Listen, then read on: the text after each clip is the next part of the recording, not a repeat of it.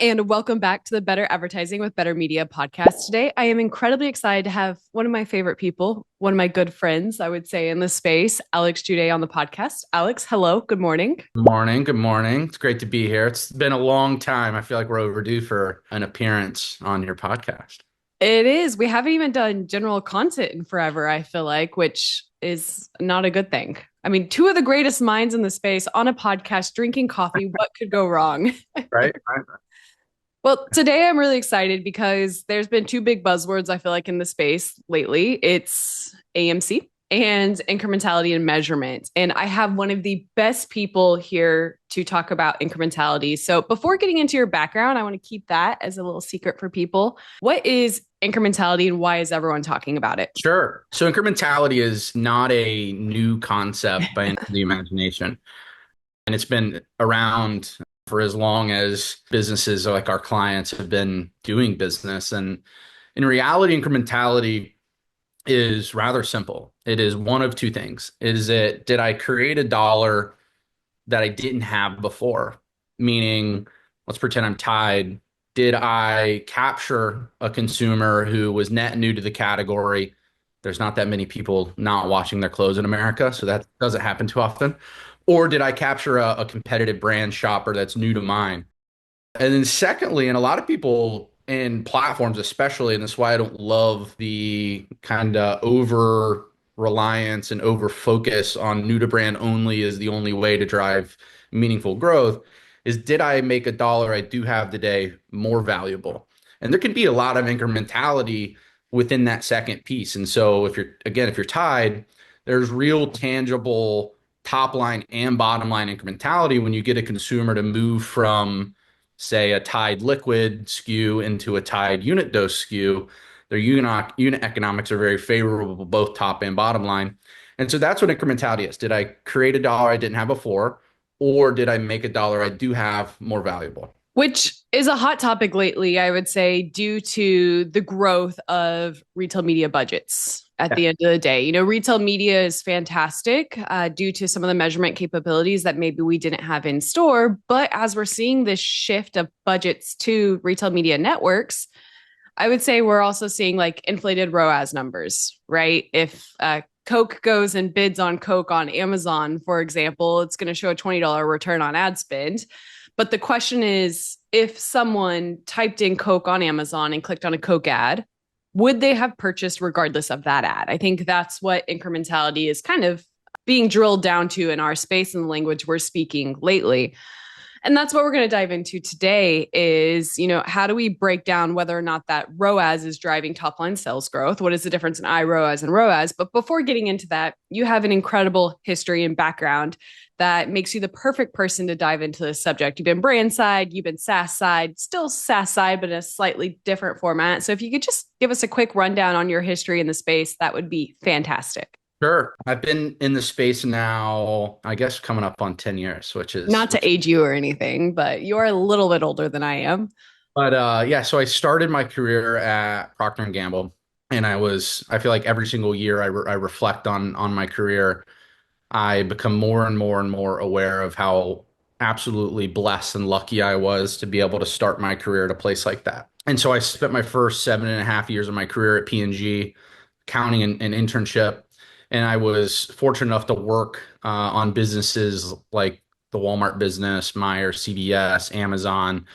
But then I also had the privilege to, we'll call it in the early days of true kind of dedication to working on e-commerce and omni-channel, kind of work on the forefront of strategy and long-term vision. What do we need? People, process, technology. What type of investments do we need to make now to set us up for the success in the future when e-commerce actually gets large enough to be an impact to the P&L. And so I spent 7 years at P&G, was in the sales function, customer business development, I think is what they called it when we first joined, which was a phenomenal place to begin. And I learned so much from so many brilliant minds. And then I was, lucky enough to be asked to start to really work on omni and e-commerce. And while there, I moved our retail media buying and strategy in-house. We were using an external, like, OG agency in the space. And they were doing a great job. It's just I felt like, we as a brand wanted to take a little bit of a chance to see if we could do that ourselves. And we knew we could bring the strategy in-house. The question was, could we bring the buying in-house as well? And so I built the in-house retail media team at P&G. And when I was doing that, I quickly realized that we needed a partner and a capability to help us do that work in the space. And so I led the RFP of ad tech partners. And so I saw everything that existed at that time and I settled on PackView. And I thought that it was the solution at that moment that gave us the best opportunity to deliver the strategies at the level of granularity that we really wanted to. And it was a phenomenal tool for us, and it was a very successful partnership that still exists today between those two companies. And then I don't know, maybe a year after first, becoming aware of these partners, I decided I wanted to join. And so I called Melissa one day and said, "Hey, I want to join the team." And we made that happen within like 3 days. And so then I spent 2 years or 2.5 years at PackView working on a variety of things, everything from some of the product strategy to running the global agency business and international growth. I worked with almost all of our biggest enterprise clients in the space in some capacity.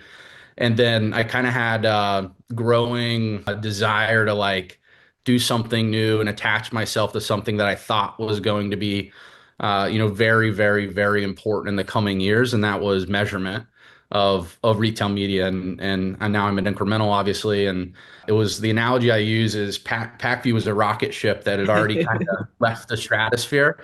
And I saw Incremental as a rocket ship that was still on the boosters and or still on the pad and the boosters just got lit. And so I joined the team almost 2 months ago now. So now I've been here for 2 months and it's been great so far. Which is incredible. I mean, you joined as SVP of Revenue and Commerce Strategy, which is a great title for you. And I think everything you encompass. And one of the reasons you and I got connected was over LinkedIn. I think at your P&G days, we were still connected. And then we became friends through PackView. But why I was so excited to bring you on to the podcast is you understand the topic so well, but you can also speak it in a way that's incredibly eloquent. I think when you get into measurement, there's typically this divide of the people who understand measurement are usually not my type of people.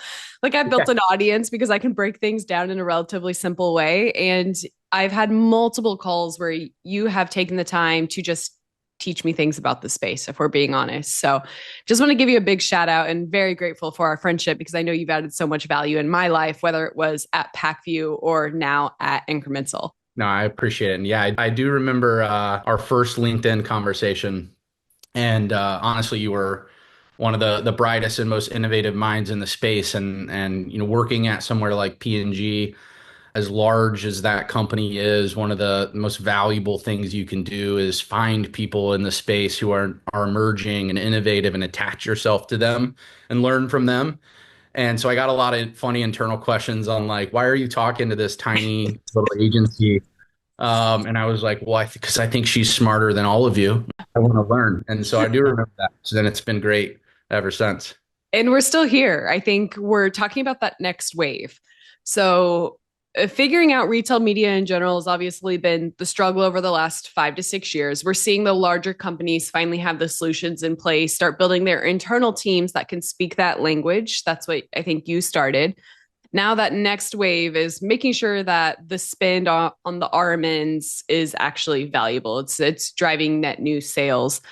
One, why do you think we're finally seeing this shift from, a ROAS focus to, okay, does that ROAS actually make a difference? Is a lower ROAS better if it's more incremental? What do you think's driving that shift in conversation? Yeah, I think it's a couple of things. One, it is the natural growth and importance that this channel has become, right? And so for, large multinational CPGs, the objective is the same. It's volume, profit, and share growth. It's on everyone's scorecards. It's what they report to the street. And that share growth aspect of it is a math game, which is just, how fast do I think the category is going to grow? And therefore I need to grow a little bit faster than that. So I'm one larger piece of the pie than I was last year. And you do that math by channel. And back when Amazon, was growing at 30, 40, 50% CAGRs for a lot of these categories, the math simply said, if you don't win in this channel, you cannot win the overall share game. And so there was this huge influx of we have to win in this space. And the way to win in that space was to create that flywheel effect on Amazon. And so that has driven a ton of investment and resources into it. And now, obviously, Walmart and Instacart and Kroger and Target, et cetera, have all also blown up tremendously. And so now you have just this amount of focus and amount of resources that's now in this arena that is huge.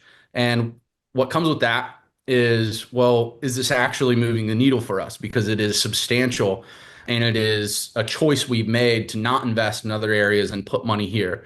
And so that's number one, is just big enough that people give a shit now.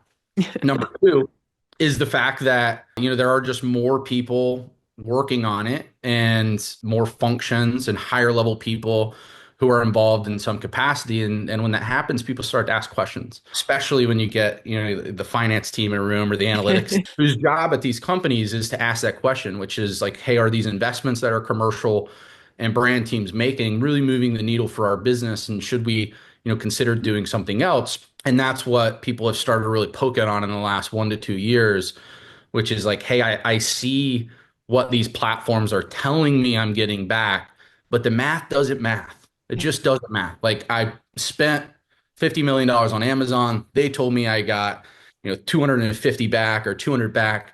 My business didn't grow that much. And this is actually how I first started thinking about incrementality in retail media when I was at P&G. Was a finance manager of one of our business units. Him and I were getting a beer and he just nudged me and was like, hey, the math doesn't really work for this, right? And I was like, what do you mean? And he was like, well, I was just looking at the reporting that came in and based on like the ROAS that came back, it was a lot. And he was like, this is phenomenal. But he was like, the total business really wasn't growing. So he was like, well, all right, then maybe we had some other issue, maybe merchandising we didn't do last year, or we lost distribution, organic, whatever it may be. And he was like, well, I held all that constant and the math just didn't math. And I was like, yeah, you're right. I don't have a better answer for that right now. And that's when we kind of sat down and first started trying to figure out how could we directionally do this thing. And I'm not a math person in any capacity. We were just trying to directionally feel better about what was coming out. And so that's where I think the industry has kind of got to now, which is, hey, we got to figure this out. And there's got to be a better way. And as more money will continue to funnel in, we have to have a solution to help us manage this in a more effective manner. Yeah. The easiest, I think, most forthcoming problem I see when it comes to retail media spend is the branded versus non-branded conversation. You mentioned new to brand is not the best metric because, again, at the end of the day, it could be as simple as a customer switching their personal buying habits from in-store to .com and not actually being affected by your Amazon advertising, your Walmart advertising, or so on.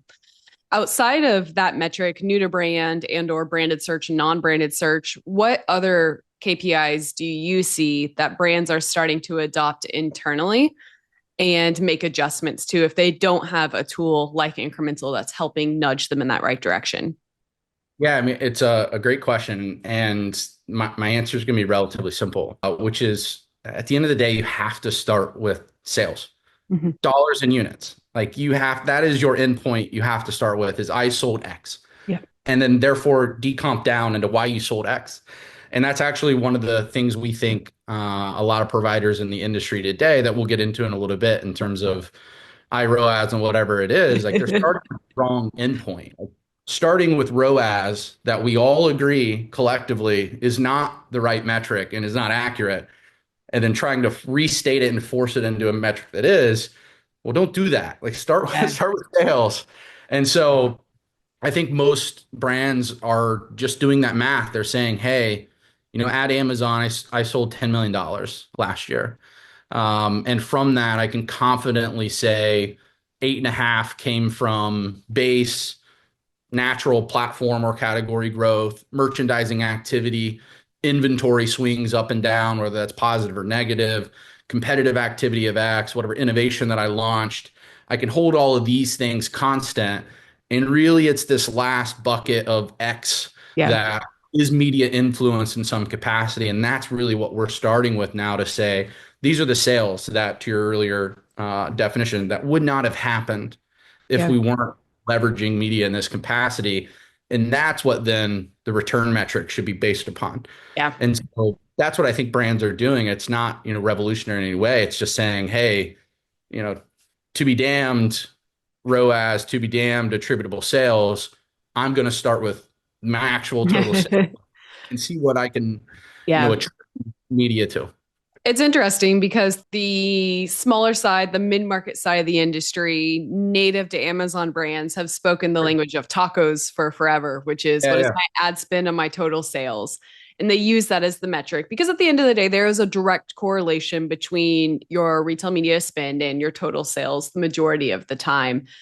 But the enterprise side of the industry doesn't necessarily speak that language. And it's typically here's your yearly budget and here's your ROAS. Like that's the target I'm getting 100% of the time. And when you're held to that kind of ROAS foundation, it makes it really difficult to focus more on incrementality because that's when you have to get into really deep budget distribution conversations and they don't quite understand that language. So it's almost a competitive advantage for the smaller brands to already be speaking that, even if they don't quite understand the incrementality side, they understand the ad spend to total sales correlation.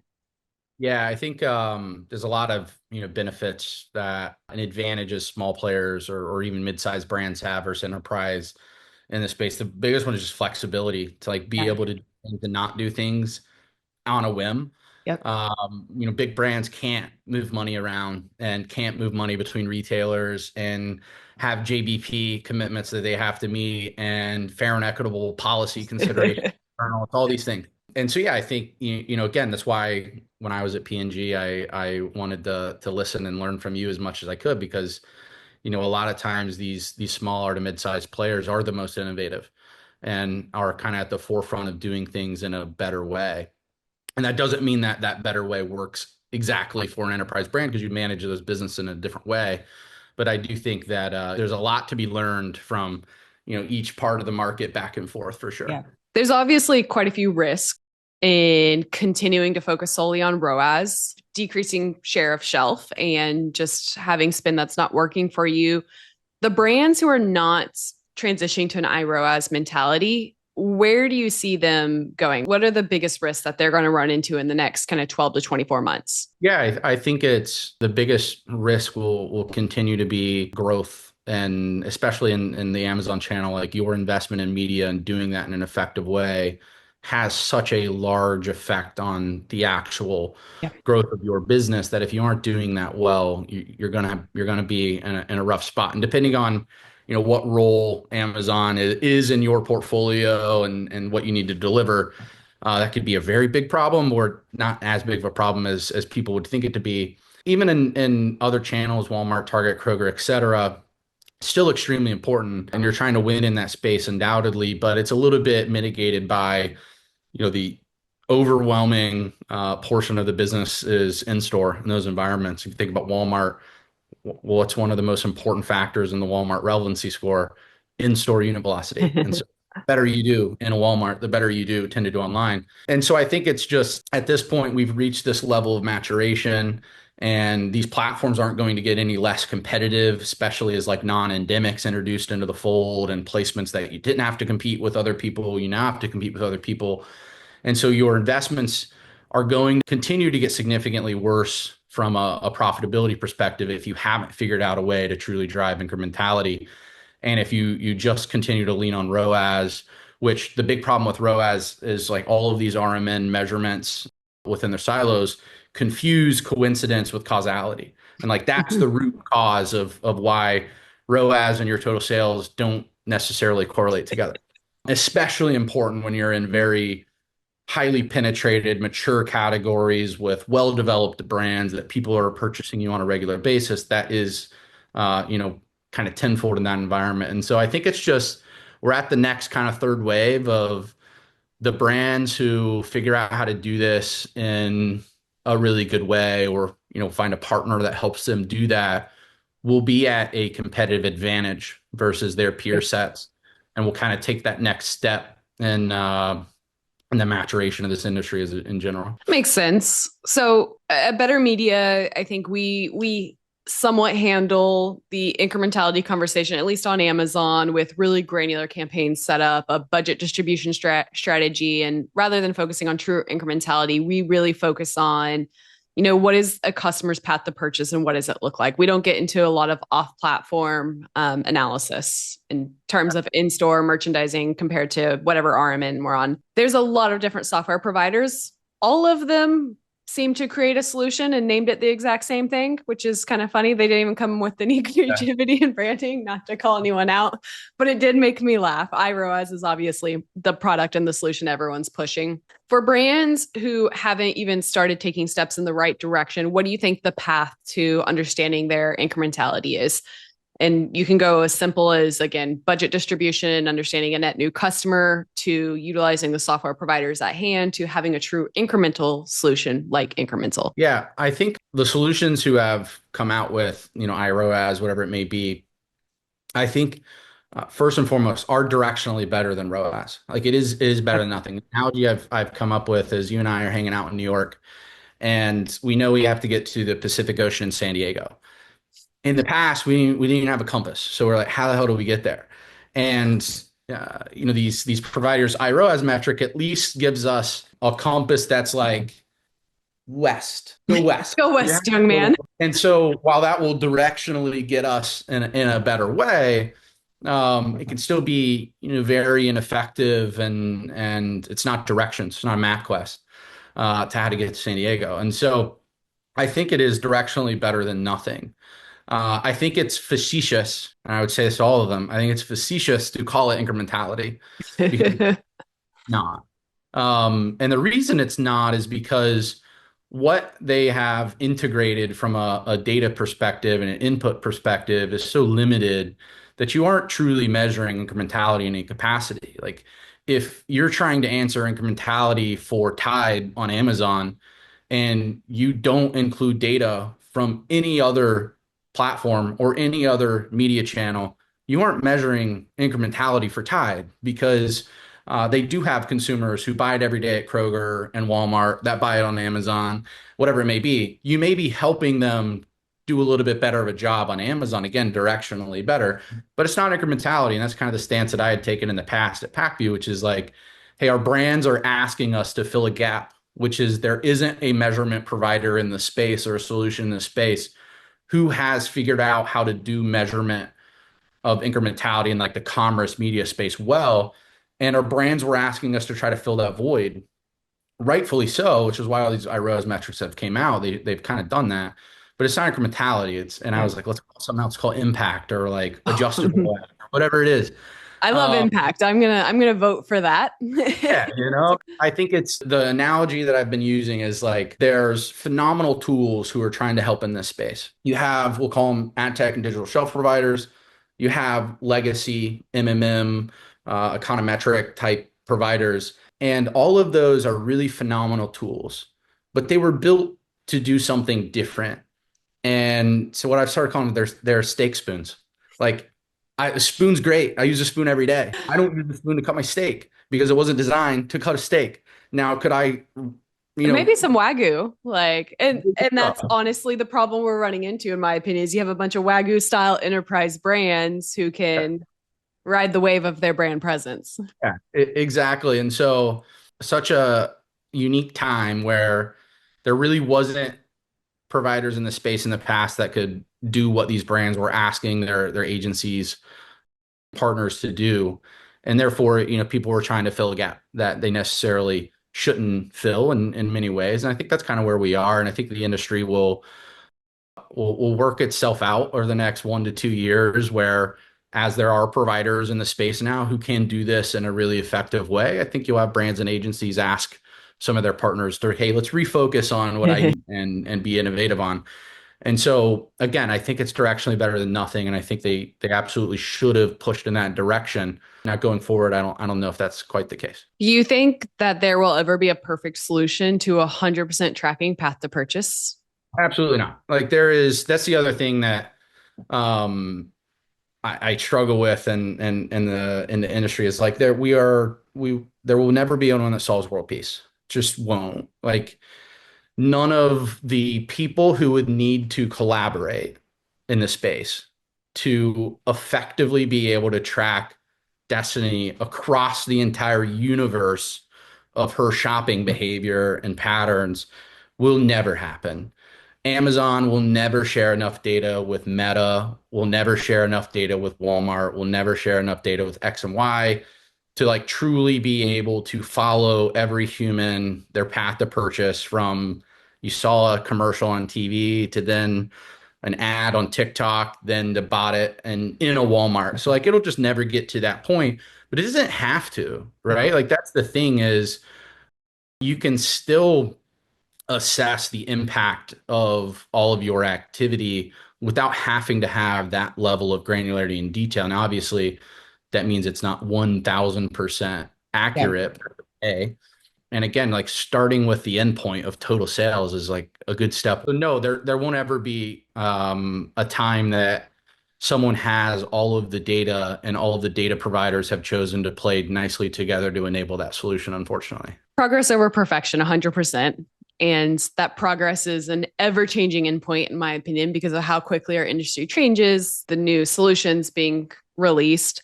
With that being said, let's talk a little bit about Incremental in itself. How is Incremental solving that gap in the space? What are the retail media networks they're pulling in? What is the merchandising efforts they're pulling in? How does Incremental get you one step closer? Yeah, definitely. So there's two, fundamental challenges that most measurement providers have in trying to understand and accurately measure the space of, I'll call it commerce media. One is visibility, right? Like getting the data from all of these various places is not easy, right? Because again, for Tide, you should be looking at Amazon's media and its vendor central portals completely. But you also need to be looking at Walmart media and Luminate, Target, Roundel, Kroger, KPM, and 8451 Stratum. The list goes on and on.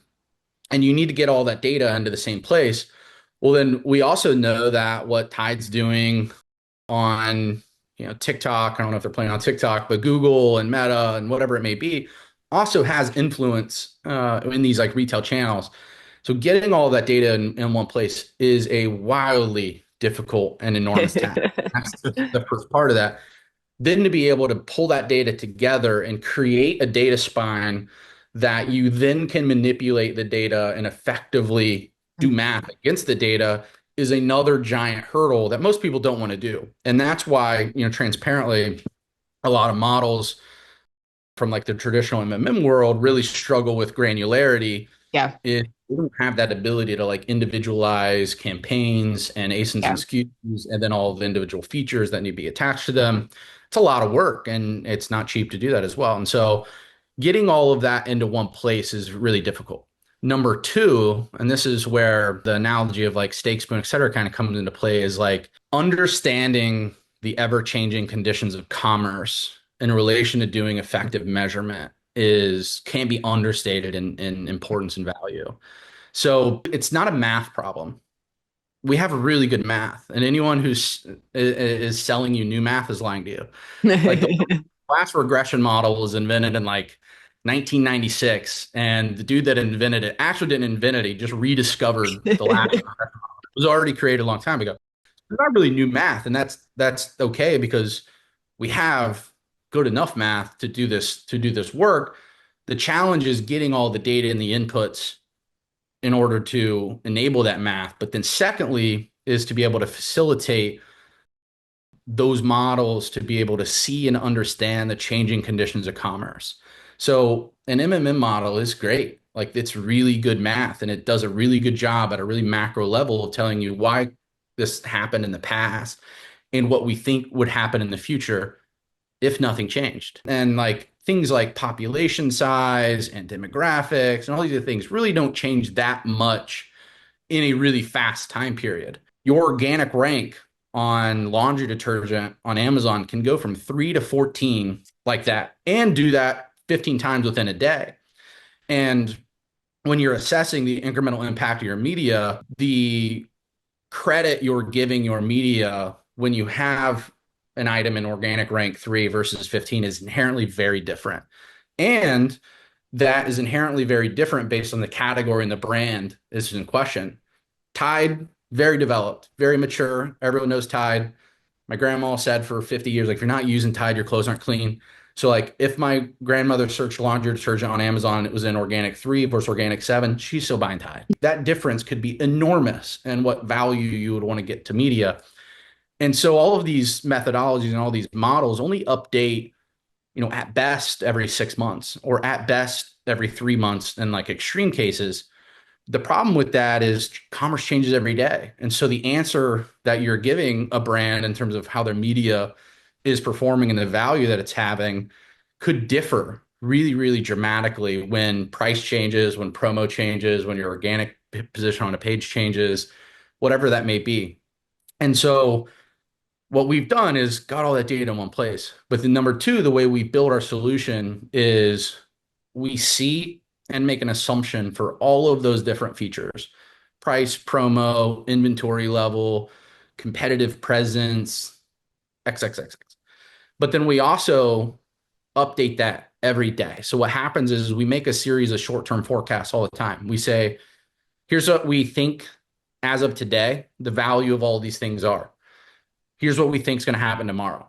And then we get to the end of tomorrow and we look back and we say, well, were we right or were we wrong? And even if we right or were we wrong, did anything change? And so did price move? Did your organic rank change? And if so, our model can get smarter now and understand for that specific influence, what does that mean for that brand? And so then the model gets just a little bit smarter and then a little bit smarter and a little bit smarter. And it starts to really understand how all these changing conditions of commerce can truly impact the efficacy of media in that environment. And so that's what we've truly, built our solution to do, which is get all the data that you really need. But then second, set up the model for success in the commerce landscape and allow it to see and learn from the changing conditions that happen every day. It's incredible. I mean, one, the first piece in itself, I think, has typically been reserved or accessible for larger companies who could afford to pull in all of the data they're looking for. But the second piece, I haven't even seen the large companies doing incredibly well, which is moving quick. So what you're doing is you're unlocking incrementality for everyone, in my opinion, not just the large enterprise companies that can afford to work with the historical top players in that space, but also how quickly you're moving and adjusting is almost, I think, shifting the game to the mid-sized market who can really, again, Yeah. make adjustments based off that. Enterprise is always going to be at a challenge of efficiency and speed. But that mid-sized market can really adopt this early on. They have a chance to really make some big gains. Yeah, for sure. I mean, anytime you can shorten the value chain from insight generation to activity is enormously valuable. And that's what we are, really, really working on right now. That's why we announced our partnership with Sky. Yeah. We're working on partnerships with other ad tech solutions that hopefully will be announced soon or hopefully will come to fruition. But in reality, what we want to enable is using our model and our methodology to create really, really phenomenal insights and recommendations, and then enable those in your buying platform, whatever that is, in the most automated and effective way possible. Again, back to like the challenges with some of the legacy measurement solutions that exist, speed and granularity. If an MMM model says, hey, Destaney, you should spend $40 million on Amazon, you're like, on what? And like, that doesn't really help. I'm like, great, but we have so many levels deeper to do that. And then if you get an output from an MMM model every 6 months, well, the world has changed entirely in this space. And so what has to happen for practitioners to be able to use effectively in this space is you have to have the level of granularity down to the campaign SKU or ASIN level. But then you also have to have the speed of output move from once every 6 months to ideally every single day, at most weekly. And so I think that gives everyone the opportunity now to go from insight to activity as fast as they want to. And that's what we're really focused on doing, is giving as granular as possible insights and recommendations at a daily grain, so then a media practitioner can actually leverage that in the way that you buy on these platforms. Well, I have a feeling that we are going to need a part 2 and a part 3 of this podcast, if we're being honest, because this has been absolutely incredible. think there's a lot more we could dive into and go a little bit deeper on, but gonna have to wrap it up now. And I just want to say thank you so much for hopping on. We'll definitely make sure to share everything about Incremental, everything about Alex Juday, follow him on LinkedIn. And again, just thank you so much for taking the time to hop on and share everything you had to share today. Of course, I appreciate you as always, and look forward to the next round. Seeing you soon, obviously as well. Yes, amazing. Thank you so much.